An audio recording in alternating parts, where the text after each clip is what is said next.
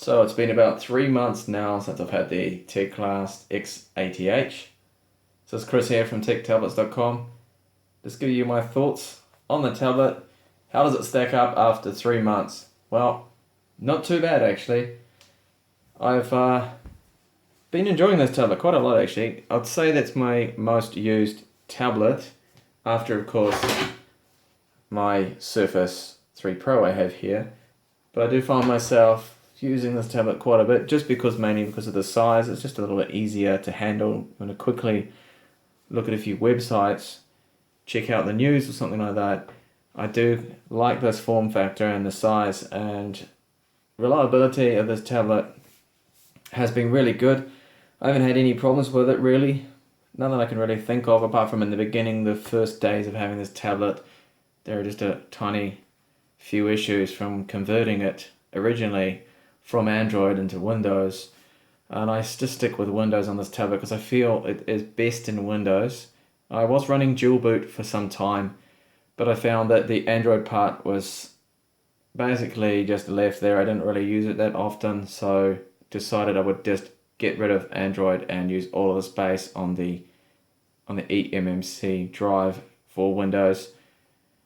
So the device, for me, battery life is one of the main key things about at least a tablet with this 9.7 4:3 ratio. You do want you've got the lovely Retina screen, which a lot of tablets have, but you want good battery life to support it. And with Windows, you seem to get the best battery life. Definitely, for me, better than Android too. So it has now got a few competitors. There is the Honda, which I have right here, the V919. This is a dual boot, and it's got a few little flashy additions. They tried to better this tablet here from Teclast. So it's got this capacitive, I think you call it, home button. It's got that touch home button, which is really nice little feature, but it's also very annoying. So I'm glad that Teclast didn't actually add that, because when you're gaming, often you hold it like this, right? So you're playing Asphalt, moving it around, touch the button, oops, you've just lost the game, and then you have to swipe it back into it using the Windows 8 gestures. And while this is a good tablet, its battery life still, it doesn't match this one here. We do have now Cube. I've heard lots of good things about Cube. Cube have the i6. They finally brought that out in dual boot now. So we'll be getting one of those shortly to review.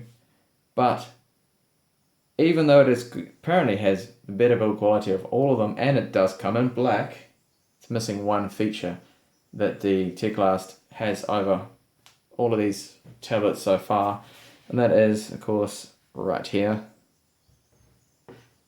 There's the micro HDMI port, which is quite nice. It's good to be able to plug in and use desktop mode or project a movie onto a monitor using that. I mean, of course, you've got wireless display on the Honda, but wireless display tends to lag a little bit. At least the Miracast tends to lag for me on my LG TV. It's not 100% fast like HDMI is. It's got 2 or 3 seconds of lag, input lag, which can be a pain. So after 3 months, is the Teclast still a good buy? I'd say yes, it is. For me, it is a good, solid little tablet, and you need to remember that it is a Chinese tablet, and you are taking a bit of a risk. You might have problems with some of them. I found that mine's been good, but I did get one of them that had a problem with the touch screen. It was a little bit laggy, bit of input lag.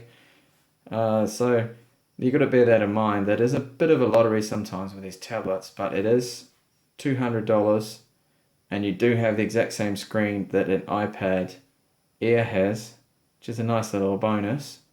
And you've got reasonably good battery life. So yes, definitely, it's still a good buy.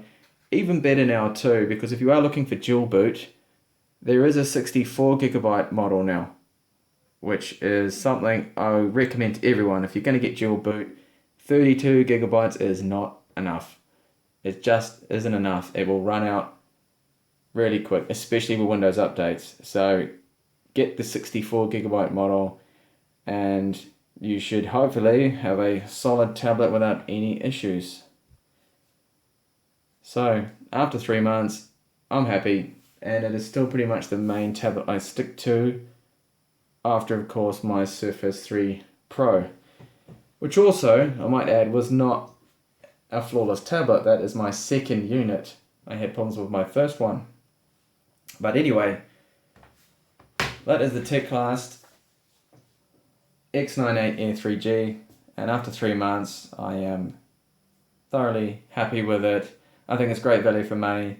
Let's see how it holds up after a year, whether the battery life has completely lost its capacity, which could happen. I've done probably about 20-30 full discharges and recharges now, and it seems to be fine, so we'll see what happens. And once I get hold of the Cube i6, I will compare these three top of the line, well, top cheap retina display tablets, atom powered I should say, tablets. Thanks for watching. If you did like this video and you found it helpful or useful, please give me a thumbs up and do subscribe. I will have more videos up and coming, and one hopefully next week of the Cube i6. Thanks for watching.